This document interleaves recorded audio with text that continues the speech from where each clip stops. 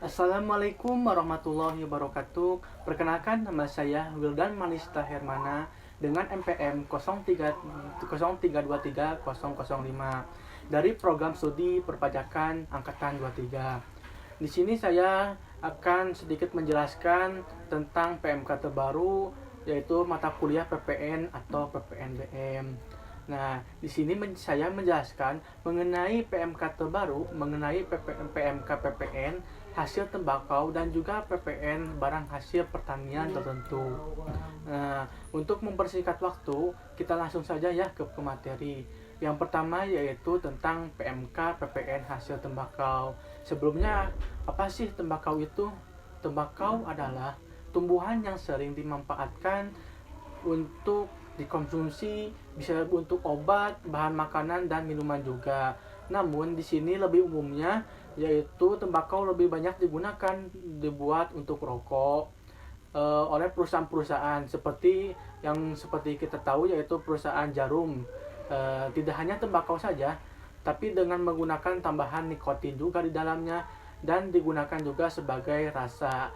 Nah, selain rokok juga ada juga rokok elektronik yang biasa disebut yaitu vape.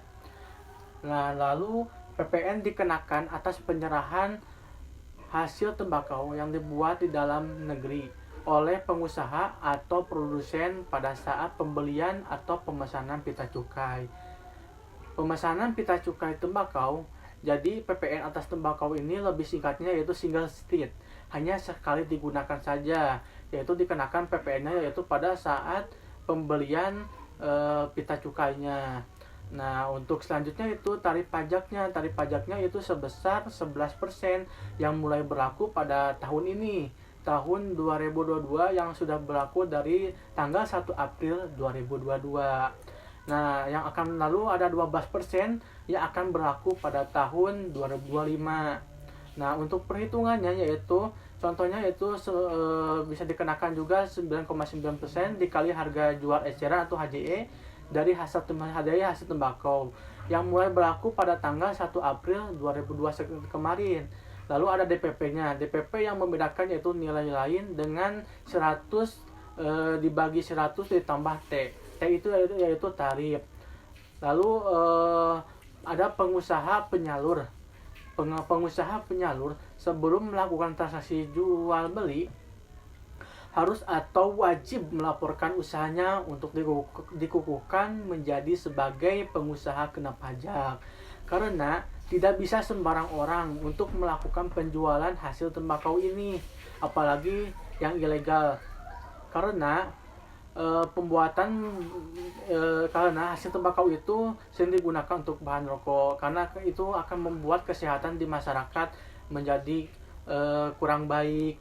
Makanya tidak sembarangan orang itu melakukan produsen hasil tembakau ini. Selain itu juga pengusaha hasil tembakau wajib mengeluarkan faktur pajaknya. Faktur pajaknya dibuat atau dikeluarkan pada saat si pengusaha membeli atau melakukan pemesanan pita cukai yang sudah saya sebutkan, yaitu single state, yaitu hanya dikenakan satu kali PPN-nya pada saat membeli pita cukai itu. Lalu dapat dikreditkan. Contohnya yaitu ada pembungkus packaging, lalu ada pembungkusnya, lalu ada cangkirnya juga. Nah, itu juga dapat dikreditkan ya. Karena hasil tembakau bersifat single street hanya dikenakan satu kali pada penebusan pita cukai saja dan tidak terutang PPN. Barang hasil lalu selanjutnya yaitu saya akan menjelaskan tentang PMK terbaru, yaitu barang hasil pertanian tertentu, yaitu dapat dikenakan tarif pajak PPN sesuai dengan aturan perpajakan yang ada. Ada juga loh yang tidak dikenakan PPN, yaitu seperti buah-buahan, sayur-sayuran. Tetapi ada kecualinya, kecuali bila mana buah-buahan atau sayuran itu bukan dari impor, karena kalau diimpor nanti akan dikenakan PPN.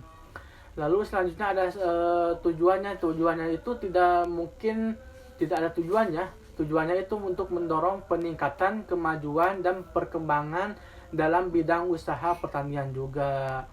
Dan juga untuk menjaga para petani PMK terbaru ini ya. Lalu apa sih yang contohnya yang dikenakan PPN dari hasil pertanian? Yaitu ada lada, pala, lalu buah sawit, dan juga masih banyak lainnya.